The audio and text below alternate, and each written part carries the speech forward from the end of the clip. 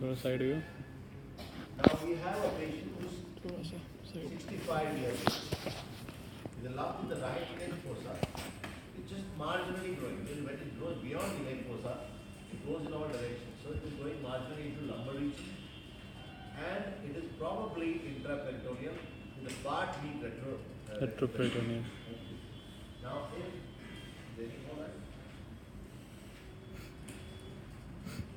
So we have a very classical case.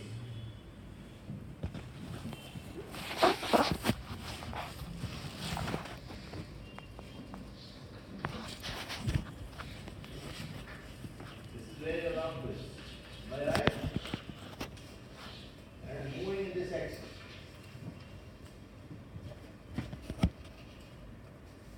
And on tilting, it doesn't move. So something at the bottom is holding it. That's what I was talking about. Okay? Now, why do you say it's a malignancy, which is the first diagnosis?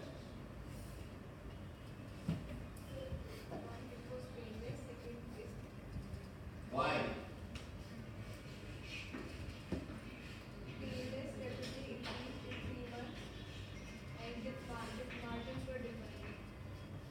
Okay, make it better. Please come.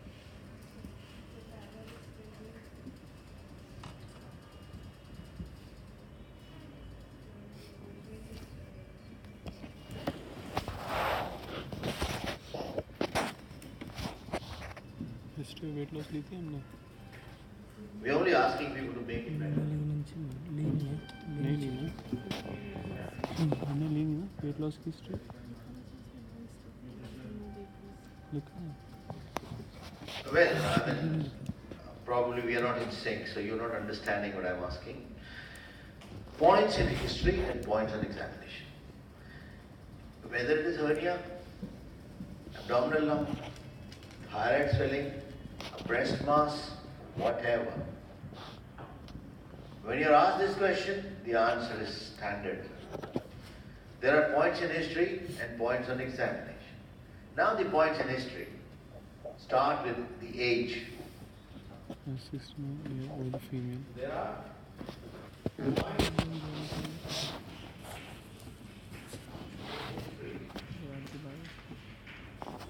Point on examination. Yeah, open. Points in history. 69-year lady with a lump in the right iliac fossa, with disturbed bowel habits, with loss of appetite and weight. I would think of malignancy as a first differential diagnosis. But why not tuberculosis? On examination, points in history and points on examination. Right iliac fossa lump, hard in consistency, nodular surface, relatively fixed. That takes care of malignancy. Tuberculosis. Why is it not tuberculosis? Who will answer that? Last row. Non-immunized. No? No, give some reason. Don't wait for me to tell you everything. Weight loss. No history of fever, weight loss. Again, points in history, points in examination. Okay.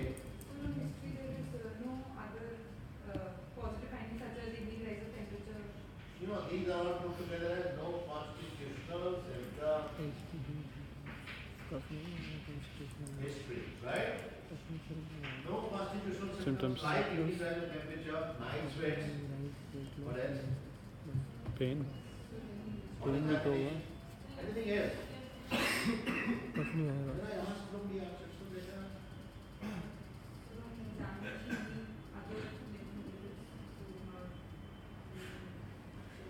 I was sick with tuberculosis, which has become this bigger lump, would have produced obstruction.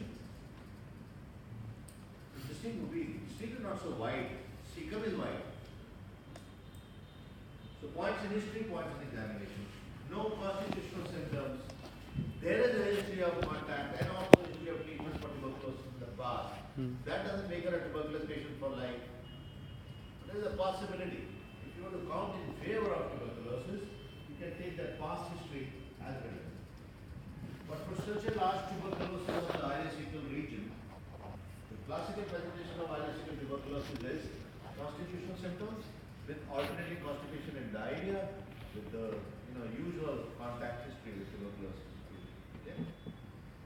The age is against it, absence of constitutional symptoms is against it, and importantly, lack of obstruction. This would have definitely got obstruction. 8 into 8 centimeter is not a joke. Obstruction. Tuberculosis, I'll think of it as malaria. Now, why was there confusion? Because the usual presentation of carcinoma of the cecum. Constant constipation throughout. This is a mnemonic which is the same for stomach. Loads. Lump, obstruction, anemia, asthenia, anorexia, dyspepsia, new onset, and S is silent. I told you silent. Speaking through liver, speaking through umbilicus, Mary, sister, Joseph nodule, sister's nodule, Warpgau's node. These are all vague presentation. Hepatomegaly of unknown origin. These are silent presentations. Lump is lump. Obstruction is obstruction. Anemia, asthenia, anorexia would happen with stomach malignancy as well as with cecal malignancy. Dyspepsia and finally silent. So, now look at this mnemonic. What are features are present? Lump, I'm just marking it. Yes. Yes or no? Yes. Loud, yes, loud, loud. Yes. Don't be sleepy. This is siesta time. That's not what you're looking at. Now, yes. Obstruction? Yes. Loud. Anemia? Yes. 5, 3 out of 5 are already positive. That goes in favor of Malignancy. Is that right? So it will be carcinoma of the cecum unless proven otherwise. If it turns out to be not cancer, that's okay. But with the presentation here, it is quite likely. So I'm happy with the group differential diagnosis. Don't just give a long laundry list of differential diagnosis. It's not required. Because you do more mistakes. When you compare apples with pears, no? Don't compare them with oranges and watermelon. So don't give differential diagnosis which has nothing to do with it. You should be at least close. So carcinoma of the cecum, ileocecal tuberculosis would make some sense. How do we approach now? Answer as we discuss. Yes, how do we proceed? This is, so our impression is, I'm writing 65-year lady with carcinoma of the क्या time हो cecum. रहा है? That's the case. How do we proceed now?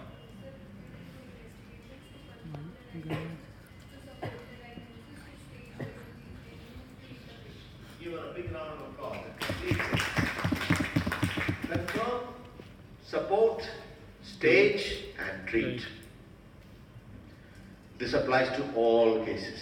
It's the same story. There is no point, there is no way you're going to miss out in any case if you approach it this way. That is why I insist on teaching in a particular format so that you stick to that. And your template is fixed. You keep stuffing it with various things. If you're somewhere else, use the same. Investigations to confirm the diagnosis. What would you do?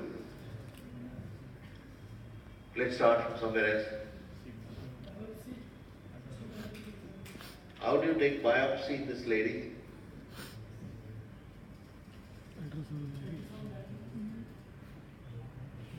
With the colonoscopy.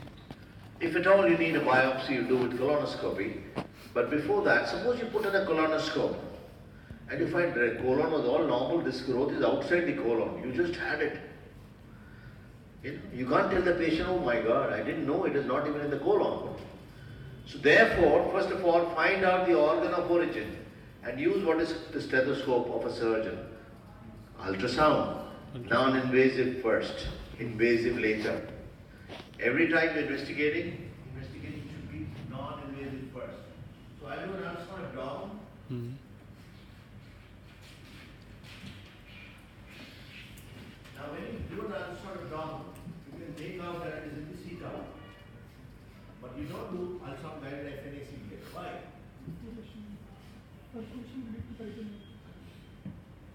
Needle anywhere at puncture you will start at Rupture of colic. This is already a solid out. There is nothing inside which you can. You cannot do FNAC. When you stage stomach, gallbladder, colon, one stage where peritoneum is involved is called stage 4 disease. I've given you a hint. The ultrasound will also be present in the. You will change the stage by putting the needle through, you will bring it into the peritoneum, you cause peritoneal seedling, and that will upstage the cancer. Stage 4 रहेगी. Therefore, you would not put in a needle. So, ultrasound to see that it is colonic or it is cecopic. Followed by colonoscopy. You don't have a choice. You do a colonoscopy and take a biopsy. The biopsy is what will confirm. I'll do a colonoscopy.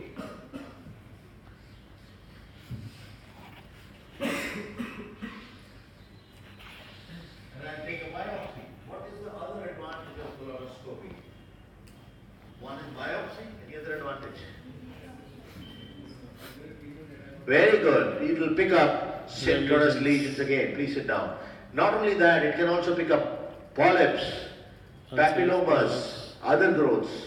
And it is not uncommon for colon to have multiple growths. That's why I taught you about synchronous malignancy. And there is also something called as field cancerization, which I taught you in oral cancer, in tongue cancer that was presented. Field cancerization means there are multiple cancers in the same epithelium. You can pick it up by colonoscopy. So, we will do colonoscopy to confirm the diagnosis and to rule out some associated bone growths, synchronous lesions, benign malignant growth, synchronous, polyps, papillomas, or any other malignancy. All can be picked up. So, we'll do a colonoscopic biopsy. In your book it is mentioned anemia also.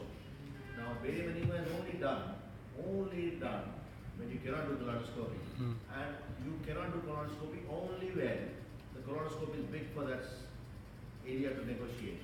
And that will only happen in the left-sided growths.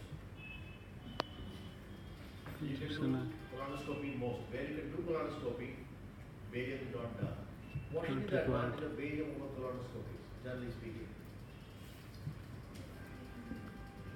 Barium.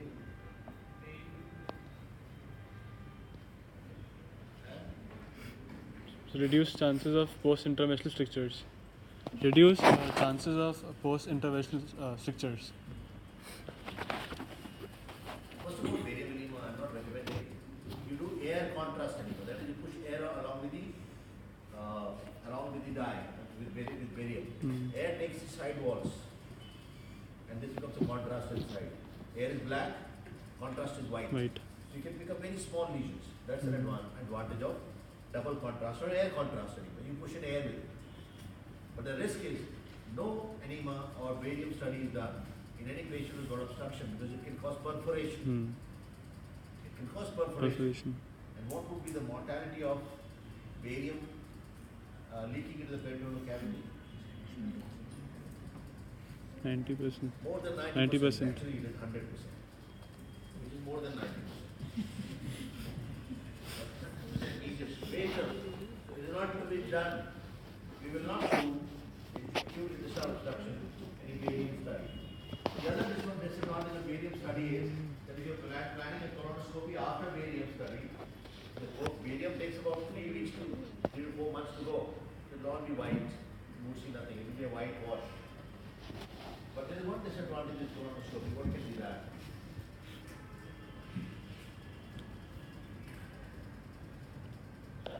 Perforate the It is colonoscopy. operator dependent. Like I told you the other day, I think in some other case, you are inside with a torch, but you don't know where to go. You can come back empty-handed. So that's the only problem. But the advantage is you can get a biopsy. So you do a colonoscopy. So now the investigation to confirm the diagnosis would therefore be ultrasound to locate the organ of origin, colonoscopy to take a biopsy and to find out if there are any associated synchronous lesions. Clear? To stage the disease, you do what is called contrast enhanced CT scan.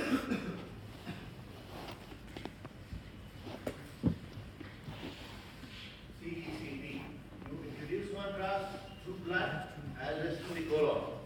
And we do contrast enhanced CT scan, which tells you about the depth of penetration, how far is the lesion, how many lymph nodes are involved, because they all change the stage. Clear? Now, usually, this would be able to do most of the job that you need.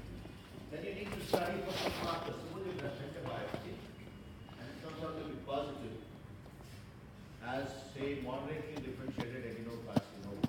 What is moderate differentiation?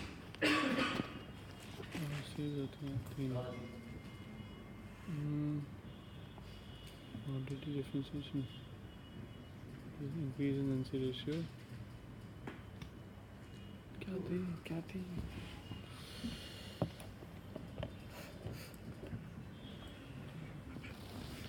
तो लेगा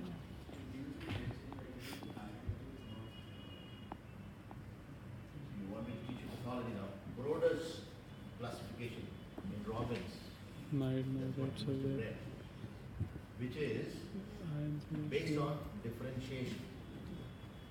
And differentiation means how much it resembles the parent. I hope you know that part. Yes, sir. So if more than 75% cells are differentiated, it is well differentiated. Well differentiated. 50 to 75% moderately differentiated.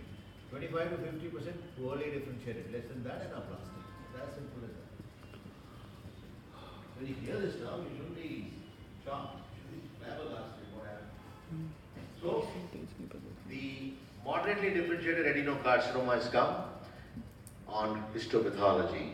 Now there is a staging system for colonic cancer. You should just write it. Don't try to go to the depth of it, which you can always ask me. I can always tell you. TNM is as usual, very simple. Tumor, nodes and metastasis, which is distant.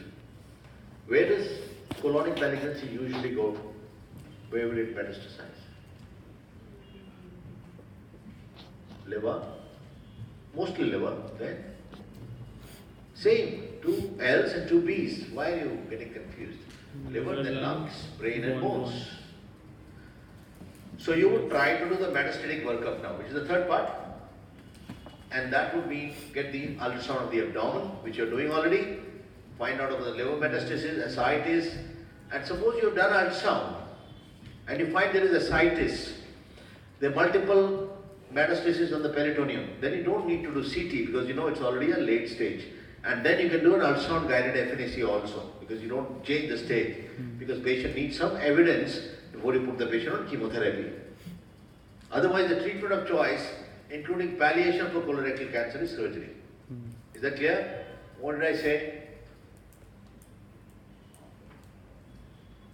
What do you want to find out on ultrasound? Yeah, stand up. No problem. I just told you something. No? Yes? So we would look for metastatic lesions in the peritoneum, ascitic fluid. Be alert sitting in this class. I'll always know when you're lost. And you'll also look for any, when I mentioned about PV, you also look for Krukenberg's tumor, which can happen along with colonic and stomach malignancies. What is Krukenberg's tumor? It's an ovarian tumor. Stand up and answer decently. Ovarian tumor as a result of secondary metastasis.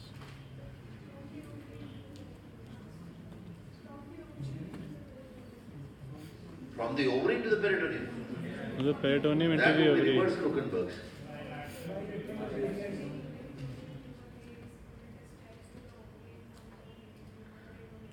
Can she get it? Is it possible? It is intraperitoneal. It is not possible because Krukenberg's is seen only in premenopausal ladies. She's in It 65. is not seen in postmenopausal. The ovaries are atrophic here, so If you don't have a home and you have nothing to eat, how can you afford a guest? So ovaries can't afford a guest from breast or stomach or colon. These are the places from where it comes. Because they are atrophic, there is no blood supply. So it cannot be, there is no Purkin bus tumor in most people. Don't even mention that.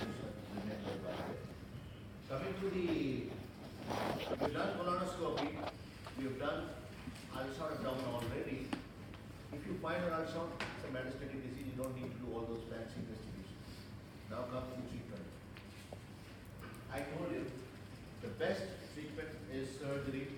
Okay, staging system. Staging is A, B, C, D. Actually, A, B, C, 1, 2. Just remember Duke's. Duke's classification is A, B, C. It is based on the penetration of the walls of the colon.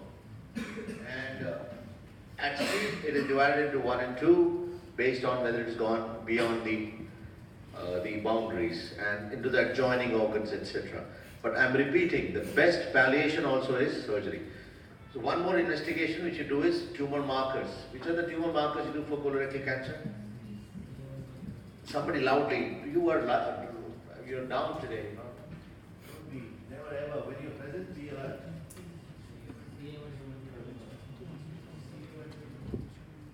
CEA first, carcinogenic antigen, which is very, very sensitive for colonic malignancy, although you can get it in benign conditions also. Smoking, liver cirrhosis, etc.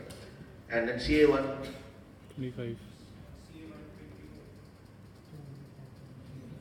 CA 19.9, 125, okay. But you should carcinogenic antigen is what we look at. And in addition to this, there are many other markers that you do, but we are not going there. We've done the investigations, and now we are offering the treatment. Duke staging, ABCD. ABC I told you, not B. Alright? Now, treatment. This is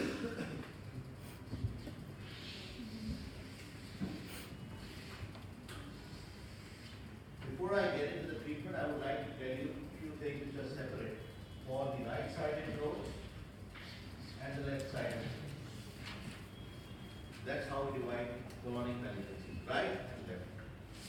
And right is the point till which superior mesenteric artery is supplying. And it supplies up to the middle colic, right and left branch. So it's beyond the, that's why you can see that I've gone a little more to the left. Are you following what I'm saying? Loud yet? Yes, sir. Otherwise, I'm going to waste a lot of time dealing with this. It's very important. Right-sided growths versus left-sided growths. Draw a column and separate the two. Right-sided growths are mostly cauliflower-like, proliferative, and their presentation is mostly in the form of bleeding.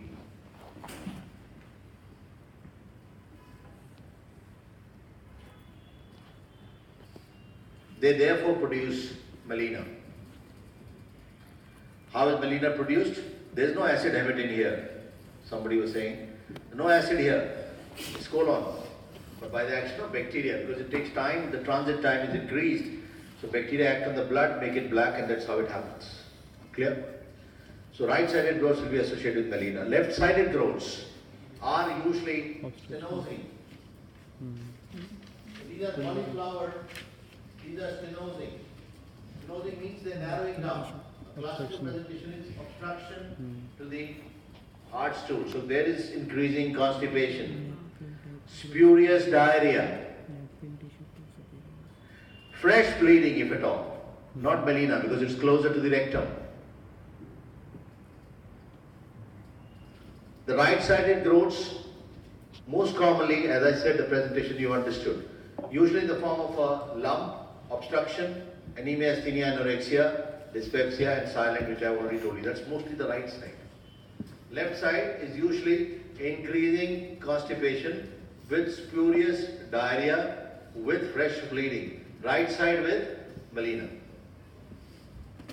The right ones travel to the liver through portal blood and they produce metastasis to the liver more commonly to the right lobe. to the right lobe, because the portal vein has a straighter course on the right side. They tend to go to the right side. That's the difference. The right-sided malignancy would be sometimes growing very large. There is more cachexia with right-sided growth. What is cachexia? Cachexia happens due to secretion of a substance called cachectin, which is produced due to necrosis in the center of the tumor. Tumor necrosis factor. So it usually happens in an organ where there is a lot of space for the tumor to grow. And the blood supply is be cut as it goes to the center. There is more necrosis. If there is more necrosis, there is more tumor necrosis factor produced, more cachexia. So stomach, cecum, colon, pancreas, there will be more cachexia. Then head and neck, breast, they don't grow that large. There is not so much of a necrosis. Are you following? The growth of the tumor is centrifugal. The blood supply is centripetal. So the blood supply in the center is suffering. There is more necrosis in the center. And if there is necrosis, the tumor necrosis factor is produced. TNF, alpha 1, 2, whatever. And one of them is cachectin. There is cachexia, which is a catabolic state. Patient loses appetite, loses weight, and there is a catabolic state. You are burning and dying. It's sure that you're going to die. So the right-sided growths tend to have that more than the left. Is that clear? Right and left. That's how you're going to understand it. Make that column and you'll be able to explain it very well. Finally, the treatment. For a growth involving the right side, you do what is called extended hemicolectomy. And for that, you need to know what is hemicolectomy. Hemi means half, colectomy means removal of colon. So half colon. And I've already told you what is half here. It is not based on the measurement, it's based on the blood supply. So if I resect in most of them I remove at least 18 centimeters of the terminal ileum, all of them.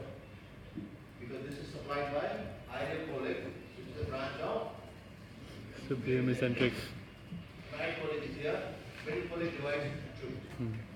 And the remaining part, if I go in between the two branches, that is right and left branch of the middle colec, it is called classical hemicolectomy, which you do for benign conditions. And if I go beyond the left branch, it's called extended right hemicolectomy. Am I clear? And it is important to pick up nodes and therefore to tie these vessels right at their base and remove all the lymphatics, because if you don't remove at least 12 lymph nodes, then your surgery is incomplete. Your patient will require which surgery? Abhi, I just told you, what surgery would he require? Extended right hemicolectomy. And that is extended right hemicolectomy, where I will go right down to the base and pick up lymphatics and lymph nodes along with the lymph nodes and the colon. Now, after you've done the surgery, patient will receive chemotherapy by various regimes. The common one is Fox regime, which is folic acid and oxaloplatin and 5-fluorouracil. So, folic acid, 5-FU and oxaloplatin. They are cycles which you just mentioned. Fox, highlight, underline. The other one is fall feeding, where they add arotican, but you forget about it. Fox, you remember. 5-fluorouracil, that is 5-FU, folinic acid and oxaloplatin. This is surgery for the colonic malignancy. If there is a metastasis to the liver,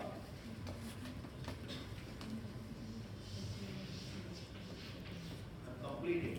If there is a metastasis to the liver, which is solitary or confined to a segment or to a lobe, it can be resected along with primary with a good survival.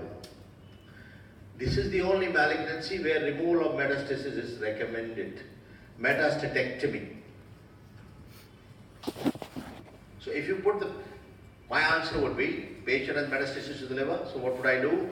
I'll do right extended hemicolectomy along with metastatectomy, followed by adjuvant Fox chemotherapy. That's my answer.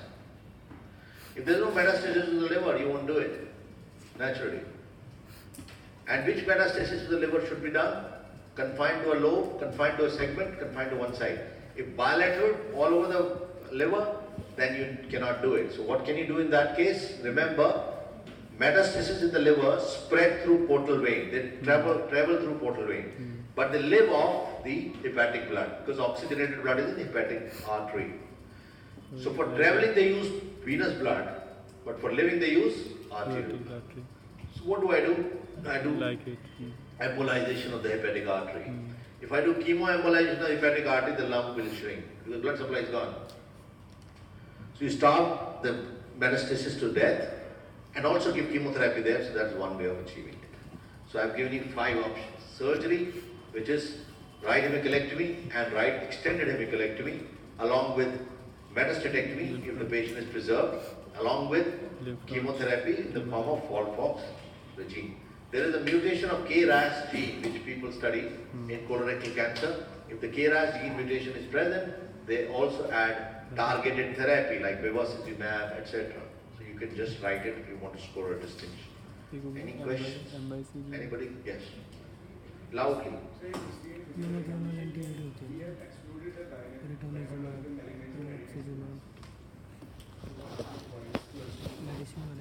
Any right iliac fossa lump or a left iliac fossa lump, the differential diagnosis is ileocecal, whatever, cecal, whatever, salpingo, anything related to the tubes. Also Michel-Merz, which is mid-cycle pain in girls due to rupture of ovarian follicles, which presents with the right iliac fossa pain and lump and tenderness. Very similar to appendicitis. It's one of the differential diagnoses. I'm telling you broadly. And then if they are retroperitoneal structures, they can be lymph nodes. They can be a sarcoma of the posterior wall. This is the differential diagnosis. You have to exclude each one. This lump is in the right iliac fossa extending from the lumbar region. That is why I said you would have to do the PV examination here. So you excluded, it was not done, but I told. In the history, she is postmenopausal. You can actually exclude it by taking the history as well as examination. So it gets excluded automatically at the end. Any other question? Any other question quickly? See, remember, abdominal lump is always a long case. This patient was a long case on that day also when you came to see. And right iliac fossa lump is always kept. Remember the differential diagnosis. I just now told you. Appendicular lump, short duration. Appendicular malignancy is a possibility, which is carcinoid tumor or adenocarcinoma of appendix. Ileocecal tuberculosis is a possibility. Cecal growth is a possibility. And lastly, tubes and ovaries. Ovarian growth is also a possibility. But why is it not ovarian? Ovarian lump is usually more mobile and is mobile in all directions and it can push to the pelvis. Here you found it's a fixed lump, which is confined to right iliac fossa, and most importantly the patient had symptoms of bowel disease, so it gets excluded automatically. So this is how you'll analyze it. The rest of the approach, I think by and large, rest of the things are more or less similar, and you must have understood as to how do we go about describing our findings on examination. Okay? Thank you.